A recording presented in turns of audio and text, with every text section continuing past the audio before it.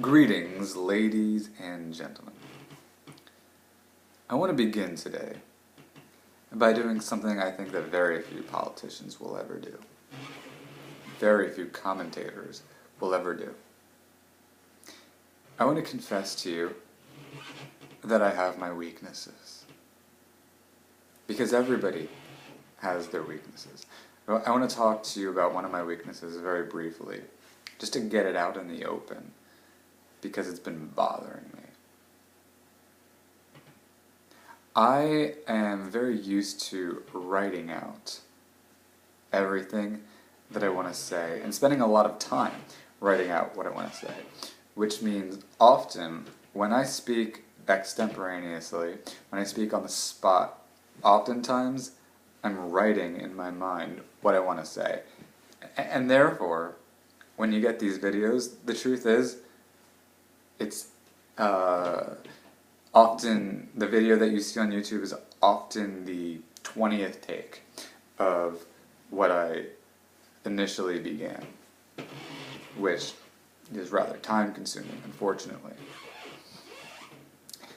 There are two topics that I have in mind for today, and that is the importance of debate, specifically when it comes to politics, and President Obama's astonishing, audacious remarks on our debt.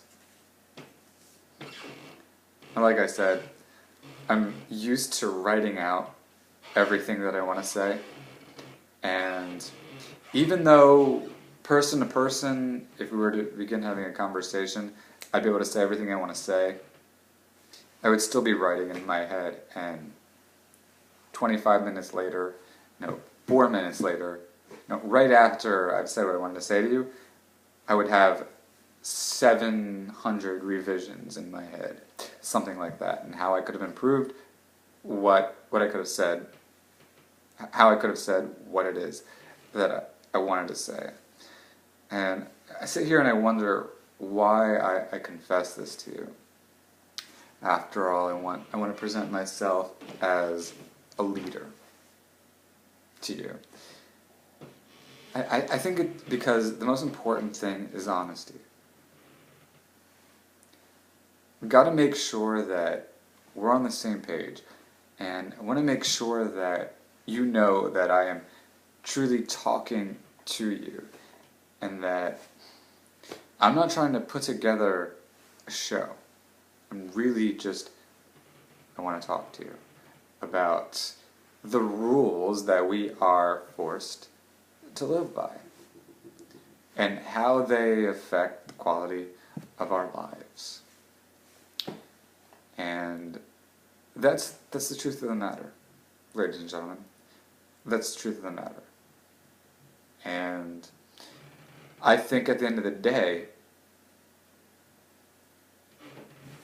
a leader or a political representative is somebody who has got to be as honest with you as possible. And I'm not going to earn your trust unless I'm perfectly honest with you. And so the truth is, I work really hard to try to make these videos sound very official and perfect, as if all of the writing and the script are already in my mind. But the truth is, because I've spent most of my life as a writer, I'm used to revising things and not doing things spontaneously. I've made that point now. I just wanted that on the record so that you and I understood each other a little bit better. Now, I told you one of the things I want to talk to you about today is the importance of debate. The beauty of debate, as many of you already know, is that people who disagree with each other get to explain why they disagree with each other. Now, in the political arena, this is extremely valuable because one person is saying, I believe these policies are the best. And another person is saying, I believe these policies are the best. And yet another person is saying, well, I believe that these policies are the best. And what comes of such a debate is that the opinions of the politicians and the policies that they propose, they become more explained. They become more clear for the voters. And it's important, specifically because, let's say political candidate A has a disagreement with candidate B. And he says, well, candidate B says X, Y, and Z, but I'd like to reiterate the fact that A, B, C, D, and M.